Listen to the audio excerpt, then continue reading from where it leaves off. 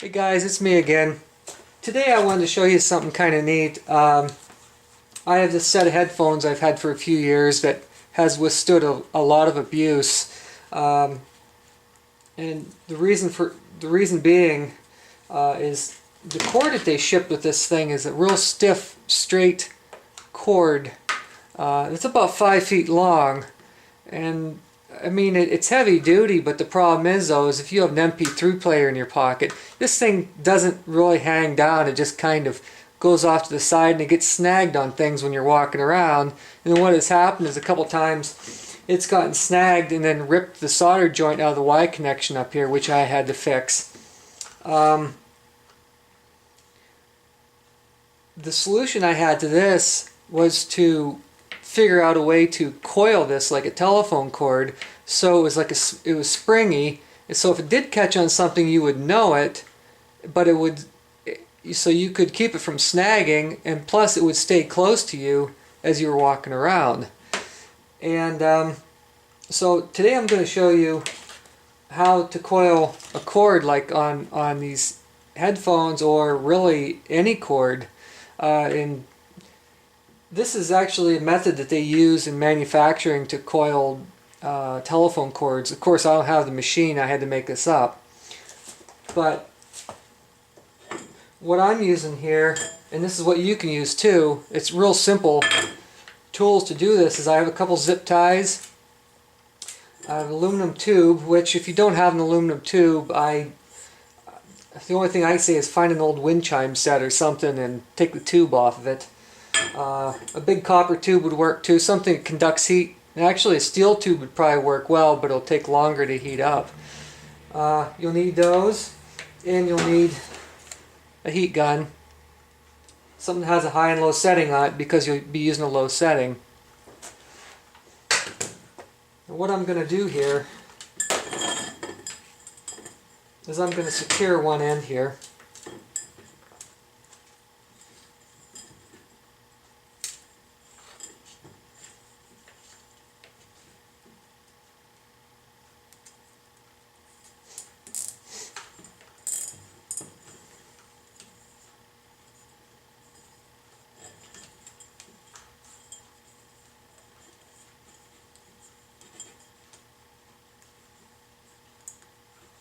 Going to zip tie that fairly snug.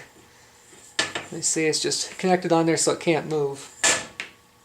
And yeah, I need to put another piece of shrink wrap or shrink tube on that, because this, when it shrunk, it went too short, but that's not really important right now.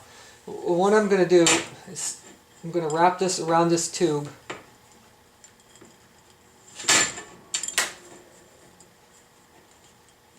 Closely as I can,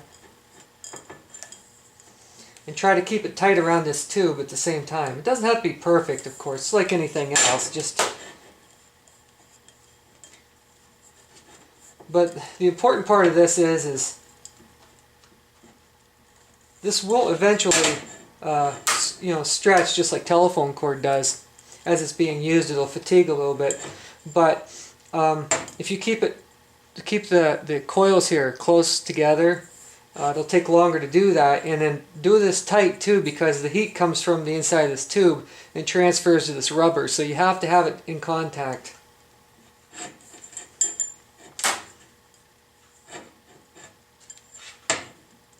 And I did have this curled before, really loosely, just to see if it would work, just to prove a concept. And so if you see a little bit of curliness in this, that's why.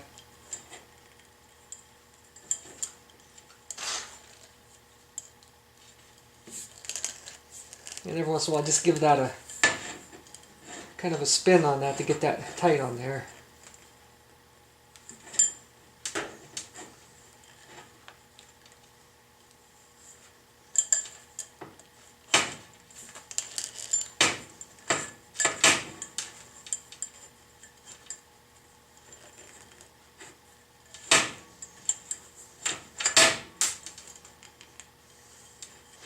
This is so simple that I wish I had known about this a couple years ago before I ripped the cord in half.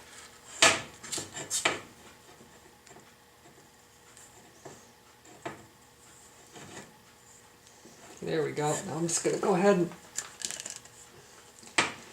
make sure that's tight on there.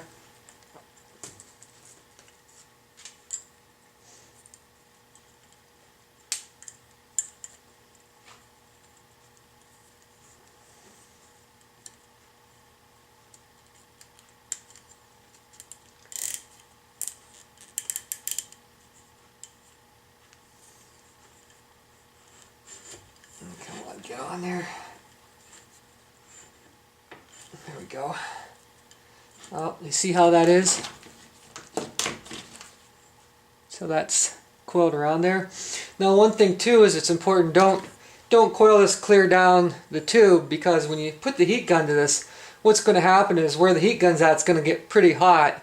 And at the other end, it gets hot too, but not as hot. So keep this as a short of span as you can. So, got it sitting there like that. And with the heat gun on low,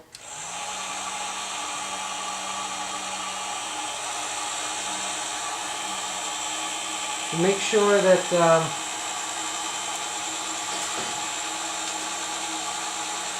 that doesn't move, and make sure that you can adjust the heat going into it too by leaving the heat gun a gap there, and it'll draw in cold air with the hot air. So because you don't want to melt this, obviously. But you can feel the heat coming out of the other side, and this tube will start warming up here. In fact, it's getting warm already. And what you want to do is just allow this to warm up, and you won't be able to touch it after a while. What I'm going to do is let this set probably for about 10 minutes and let this thing heat up. And then feel these too. Feel the cord, because the cord will start getting hot after a while. Now, of course, you need to use common sense with this. You don't want to do this until you see smoke or, you know, stuff starts dripping down the side. But you put your hand out every once in a while, feel the wires, because it's going to take a long time for the heat to get through there. Make sure no heat's coming around the outside. It's starting to get pretty warm.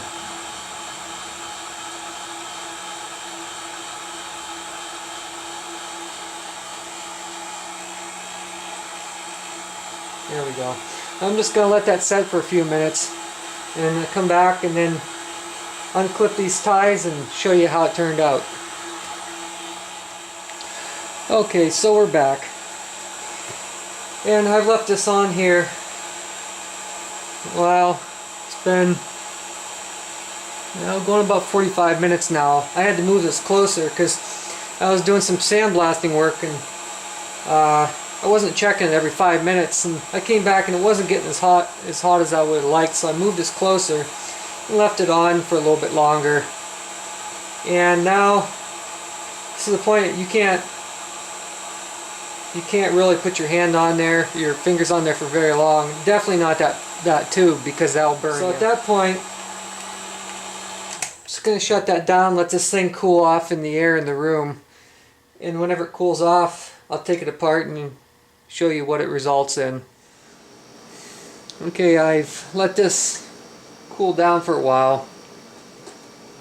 I just let the wire cool down with the tube, because I figure the longer that this has contact with the tube, the more memory this plastic will acquire while it's cooling down.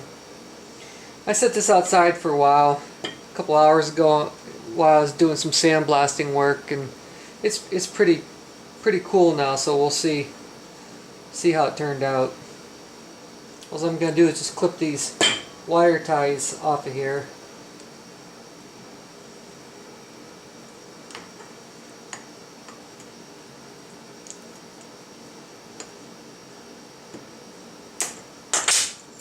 There's one.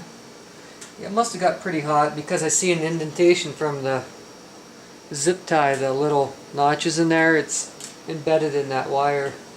That's a good sign.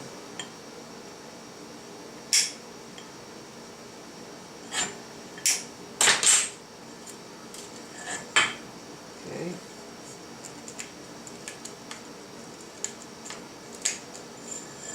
Oh. Now look at that. Pretty neat, huh? Here is the new pigtail type cord, and that's a little bit tighter than I wanted it, but the nice thing about this is after it hangs around a while, it'll stretch, and then that's no big deal. Right, I can see in here, it got pretty hot, because against the tube, I don't know if you can see it on camera or not, but it's like a shiny spot. There's a flat spot on the inside, so that got pretty hot, and I got hot enough to make this plastic coating more plastic so it could, you know, form easily. So yeah, that turned out pretty good. So if you want to do this at home, you get, I mean, this isn't just for headphones, this could be for electrical cords or anything really you wanted to curl up and get it out of the way. Now you know how. It's real easy.